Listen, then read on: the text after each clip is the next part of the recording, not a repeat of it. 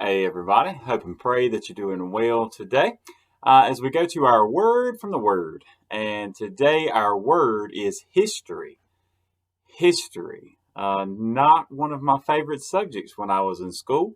I always tell people it's kind of funny. I give you a long story at a later point, but when I was in school, I always loved math and science. And then what did I end up going to school for? Basically English and history. And then my brother was the complete opposite, and now his field that he's in is dealing with math and science all the time. So it's just kind of funny how that works out. But man, to think about history. Now, yesterday we talked about the fact that that there was one lion of the tribe of Judah, and there's one true vine that we got from Ezekiel 19. And today from Ezekiel 20, we find out very quickly that there's some elders that are coming seeking advice and instruction from the Lord. And they're basically turned away from the get-go. And if you just glance at it, you might think, well, why? I mean, God through Ezekiel basically says, look, you have no right to ask for instruction from me. And so at top glance, just on the surface, rather, you would think that, man, this doesn't sound right. Well, the problem is when you dig deeper, you find out where the real problem is. And the problem is that although they were likely seeking advice because King Zedekiah was trying to make a treaty and with Egypt so they would help them defeat the Babylonians. But you remember, God allowed all this to happen. So we know that their hearts weren't right. They continually went after idols. And so basically, God gives them a history lesson through Ezekiel. And so there's a lot of the same theme that's repeated over and over, but I do want us to look at the first part of it in Ezekiel chapter 20, starting in verse 5, reading down to verse 9. It says, "Say to them, thus says the Lord God, on the day when I chose Israel and raised my hand in an oath to the descendants of the house of Jacob and made myself known to them in the land of Egypt, I raised my hand in an oath to them, saying, I am the Lord your God. On that day I raised my hand in an oath to them to bring them out of the land of Egypt into a land that I had searched out for them, flowing with milk and honey, the glory of all lands. Then I said to them, each of you, throw away the abominations which are before his eyes, and do not defile yourselves with the idols of Egypt. I am the Lord your God. But they rebelled against me and would not obey me. They did not all cast away the abominations which were before their eyes, nor did they forsake the idols of Egypt. Then I said, I will pour out my fury on them and fulfill my anger against them in the midst of the land of Egypt. But I acted for my name's sake, that it should not be profaned before the Gentiles among whom they were, in whose sight I had made myself known to them to bring them out of the land of Egypt." Now, one thing I'm not going to spend a lot of time focusing on, but that last verse, we're not really going to deal with this a lot today. But continually we see that everything that God has done was so that others would see him, and that also that now he's made himself known. So now if he allows them to continue on in their sin, then what kind of name is that making for himself? And so their judgment is also a witness to God. But here's what I want us to look at. All right, in thinking of our word today is history. I believe I've shared this even on these short videos with you before, but if not, it might have been a Bible study or something. But I remember when I first started taking a U.S. history class in college, and one of the opening things was, hey, well, why is history so important? And I remember thinking, man, as I've heard and I shared, I said, well, look, if we don't know history, we're bound to repeat it. And he's like, but is that true? And then I looked like a fool, because as I thought about it, I thought, well, wow, look at how much we know in biblical history and how much we haven't learned from it. And the same was true for Israel. Now, Warren Wiersbe, y'all know I love him. He, as a commentator, he pulled out two quotes that I thought I'd share with you today. The first one is anonymous, who it came from. It says, the one thing that we learn from history is that we don't learn from history. The one thing we learn from history is that we don't learn from history.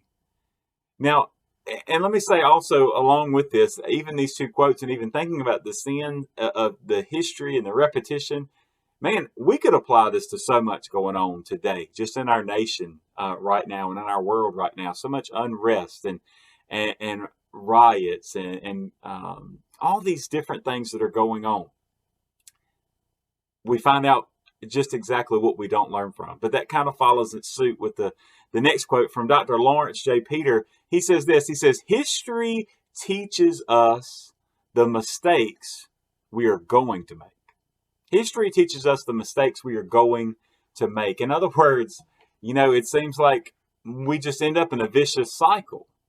And it's because if you go through the book of Judges, what happens, right? They sin.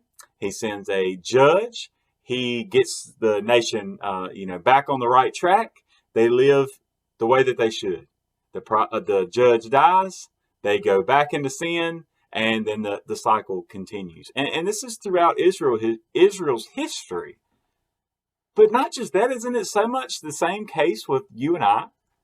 I mean, how often we fall into the same sin over and over again. And so here's what he's saying to them.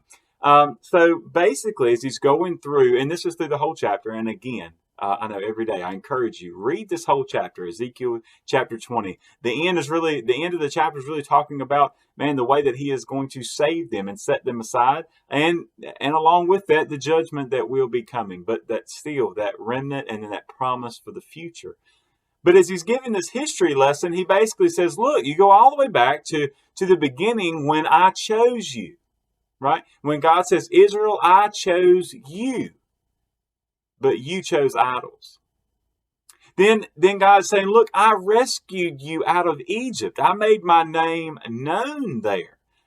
You saw all the plagues that I brought down on the Egyptian people. Right? You saw all this, and you saw the way that I rescued you out of Egypt, and you crossed over the Red Sea. All these things, you saw this.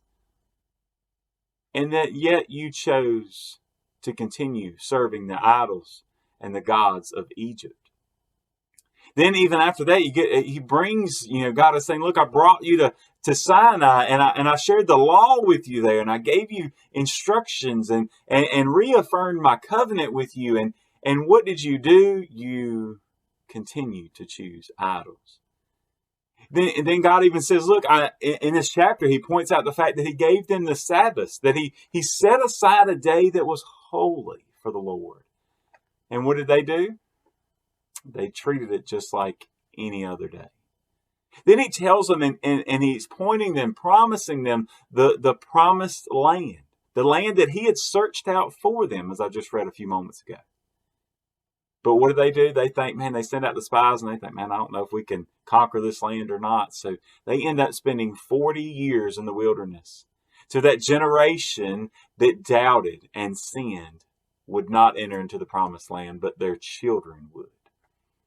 So then what happens? As their children go into the promised land and they don't completely obey, they don't completely wipe out and push out all the inhabitants of the promised land like God told them to do. And then exactly what God told them was going to happen. We just talked about this Sunday, that the gods of those people were going to be influencing them and getting them to worship false gods. That's exactly what happened. So repeatedly, we see that they're going to choose idols over God. Now, even at this point, he's dispersed them all over the land, even in Babylonian conquest and in captivity. And what do they choose? Idols. They continue to choose idols. And so God is pointing out to them. He says, look, you keep doing this, you keep doing this, and you keep doing this over and over and over again. And he says, look, I have shown you repeatedly that a remnant was going to survive and that there's a remnant for the future. But when are you going to learn that I am in control? When are you going to learn that I am the one that's worthy to be praised? Now, it's easy for us to look back and as we're going through the study, we see this repetition. It's very obvious to us, but it wasn't obvious to them, which got me to thinking, and this is kind of what I want to close this out on today, is, man, what sins do you repeatedly choose over Jesus? What history do you have with God? What vicious cycle are you going through? Right? I mean, do you start off every Monday and saying, look, okay, I'm gonna read my Bible every day, and then by Wednesday you haven't picked it up?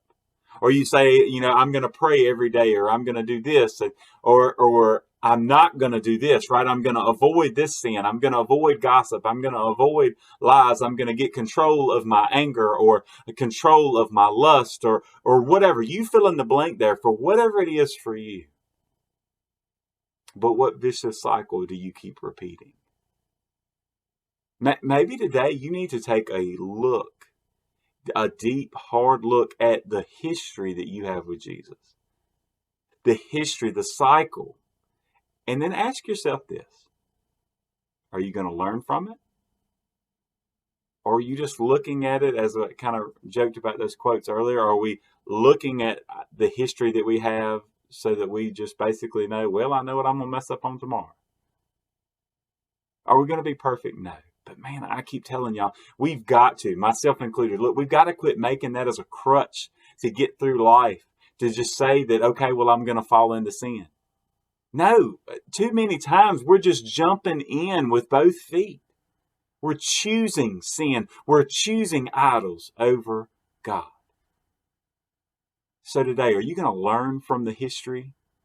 Not just the history of Israel, the history of the church, but you personally. Are you going to learn from your history with God?